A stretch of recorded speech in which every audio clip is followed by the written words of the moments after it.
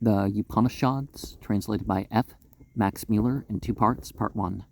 Chandogya Upanishad, Talavakara or Kena Upanishad, Ittariya Upanishad, Kaushitaki Upanishad, Vajrasaneya or Issa Upanishad. To the Right Honorable Marquis of Salisbury, K.G., Chancellor of the University of Oxford, lately Secretary of State for India. And it's important, with or without missionary efforts, to know about the religion of the people that you interact with. At the very least, where you can say that there are similarities, are where you can understand some of their customs and know what to expect, or a bunch of similar reasons, right?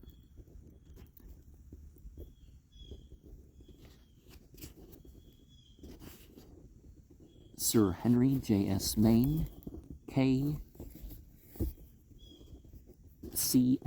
member of the Council of India, and the very Reverend H.G. Lindell, with the Doctorate of Divinity, Dean of Christ Church, to whose kind interest and exertions this attempt to make known to the English people the sacred books of the East is so largely indebted, I now dedicate these volumes with sincere respect and gratitude.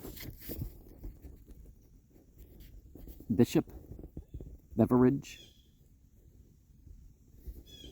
in Private Thoughts on Religion, Part 1, Article 2, and his life was 1636 to 1707, said, "The general inclinations which are naturally implanted in my soul to some religion, it is impossible for me to shift off. But there being such a multiplicity of religions in the world, I desire now seriously to consider with myself which of them all to restrain these my general inclinations to.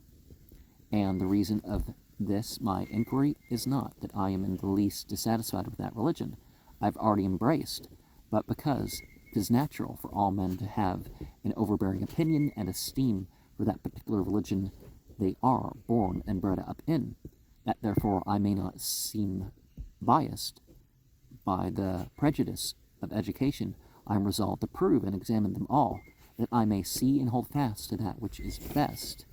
And among the Christian community, the preachers are the ones that are the most likely not to be Christian.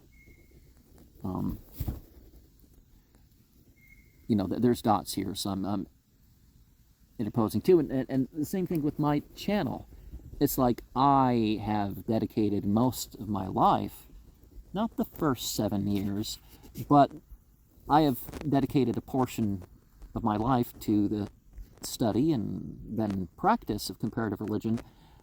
So it's not that, I'm deciding whether or not to be a Buddhist this week, or a Hindu of some sort, or that sort of stuff. I'm satisfied. I'm even more satisfied when I look into the issues that have arisen in some various paths. At the very least, the language is not known precisely, and living a full life is, Indeed, there was never any religion so barbarous and diabolical, but it was preferred before all other religions whatsoever by them that did profess it. Otherwise, they would not have professed it. And why, say they, may not you be mistaken as well as we, especially when there is at least 6 to 1 against your Christian religion, all of which think they serve God aright, and expect happiness thereby as well as you.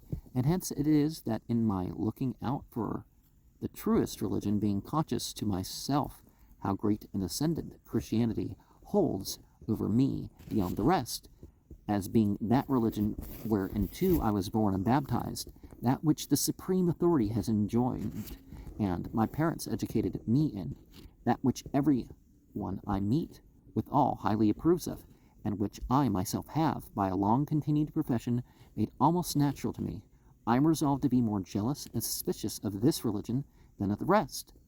And be sure not to entertain it any longer without being convinced by solid and substantial arguments of the truth and the certainty of it, that therefore I may make diligent and impartial inquiry into all religions, and so be sure to find out the best.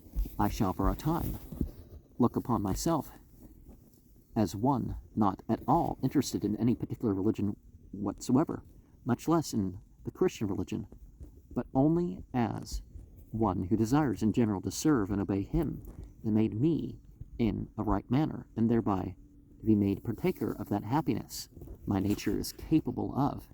And of course,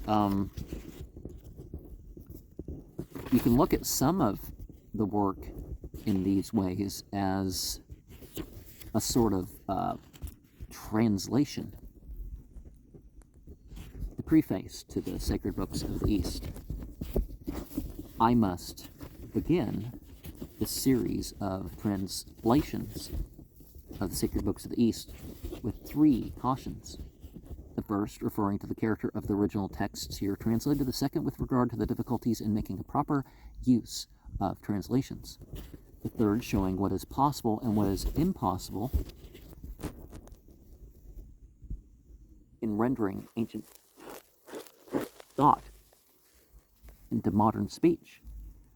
Readers who have been led to believe that the Vedas of the ancient Brahmins, the Avesta of the Zoroastrians, the Tripitaka of the Buddhists, the Kings of Confucius, or the Quran of Muhammad, are books full of primeval wisdom and religious enthusiasm, or at least of sound and simple moral teaching, will be disappointed on consulting these volumes, except the Quran. Looking at many of the books that have lately been published on the religions of the ancient world, I do not wonder that such a belief should have been raised, but I have long felt that it was high time to dispel such illusions.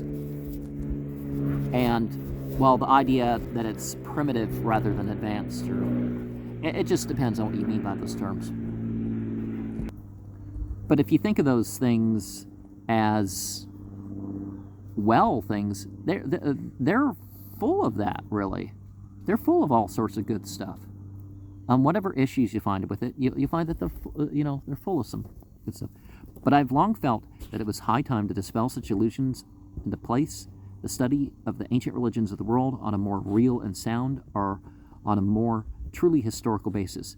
But it is natural that those who write on ancient religions and who have studied them from translations only, not from the original documents, should have had eyes for their bright rather than their dark sides. Well, I've just been reading in the Bible that this stuff about sprinkling blood all over the place and all that, a bunch of stuff that's kind of,